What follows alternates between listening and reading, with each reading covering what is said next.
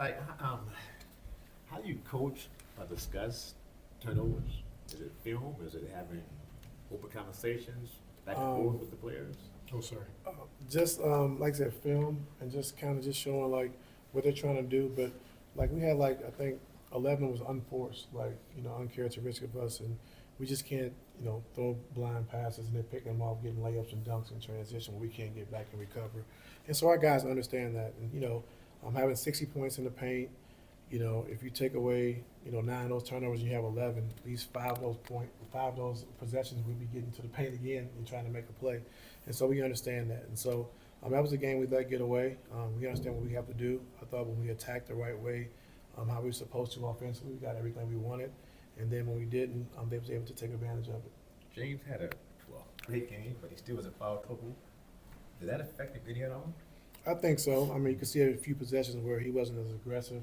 He kind of, opened the doors, opened the gate a little bit, not wanting to get that foul. But we needed him on the floor, and so, he's down on the under the basket wrestling with Gordon the whole game. That's going to happen. And so we just got to be smart about it and maybe mix those matchups a little bit more so he's not only for the whole game. But I thought he got a lot of it just trying to wrestle around with Gordon and Joker down on the block. How did Kawhi come out of that game physically? He feels good. How do you kind of get him back on track? In the second quarter, he had a great second quarter. Second half and overtime, obviously turnovers creeped up, but also it didn't look like he was able to get to his spots. How do you kind of get him back on track? Yeah, I think the pace. I think with them mixing up coverages kind of kept him off balance where he was, just trying to fill out what they were doing instead of just attacking and going for his and then making the play, off his instincts. And so, he was trying to just ease into if they're blitzing or if they're dropping, and he wasn't in an attack mode. And so just getting back to an attack mode and not caring what coverage they're in. What's your objective when the team decides to double team, especially double team Nikola? When we have a small guy on, but it's the timing of it, and we made a lot of mistakes as far as when we went, when we were supposed to go, and the timing wasn't right. And so if he sees you coming, he's going to pick you apart. We want to try to, come when he's blind, and we can, come from the, backside when he turns his back. And so a few times we just made a mistake of just coming too early before he put the ball on the floor. And we just got to be better with that. So he didn't have any turnovers after halftime. Is that a point of emphasis? Like, what have you talked about as far as seeing how he's able to make those passes and getting him to pay for his ability to find his teammates? Yeah, I think making him play in the crowd, making him see a crowd, but also the timing of when we come, I think is very important, especially when you have a 7-foot guy who can pass the ball the way he does. You got to make sure, you know exactly what we're doing and when we're going to do it. Adelman went away from MPJ for most of the fourth quarter and then all of OT. Obviously, it's a really small sample size in terms of what you've been able to see from him at the helm. But is that malleability, his willingness to kind of go away from established starters, is that something that has stood out to you early in his head coaching tenure? Yeah, especially when you get to the playoffs, you got to go with what's working, and so it's not personal. You're trying to win the game for that night, and tomorrow could be something totally different, and so I commend him for doing that, whatever works and whatever, gets your team to win, that's what you got to go with. When you got a player like Russ who he knows a lot of what y'all do. I know y'all probably changed a bunch, but how much does that affect y'all? Like, how much do you have to point up? It's like he was just here. He probably knows what you want to do based on how you're lining up or who's on the floor. Yeah, I don't think it has much of an effect. Like I said, we had 60 points in the paint.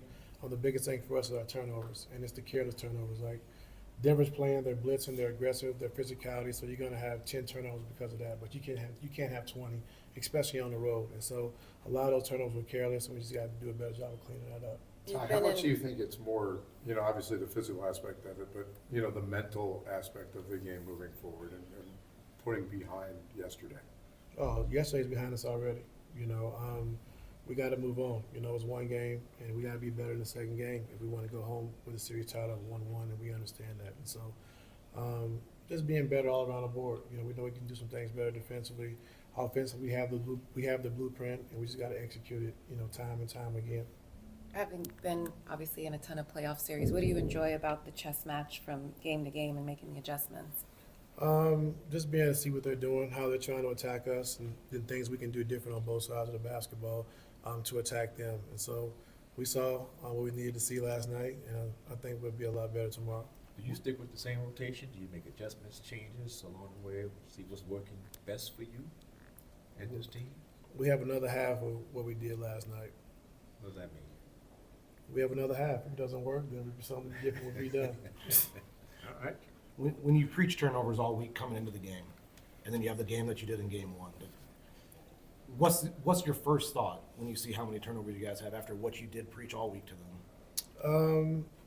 I don't know. I mean, like I said, it's the game, and we just got to understand that we got to be better, you know. And so, I'm not pointing at one, you know, specific thing, but just understand like we just can't throw careless passes. We understand where they're doubling from. We understand how they're blitzing, how we want to be set up, how we want to attack it, and so it shouldn't be a surprise if they fire where we're supposed to be, get to our spots, and so it shouldn't be a surprise, you know. And so, you know, I think with us, we got to make the simple play, and then we also got to hit the first available person when they're trying to blitz us or trying to take us out of what we're trying to do, and not hold it, and try to bait guys, and now they get their defense set and we're turning the basketball over.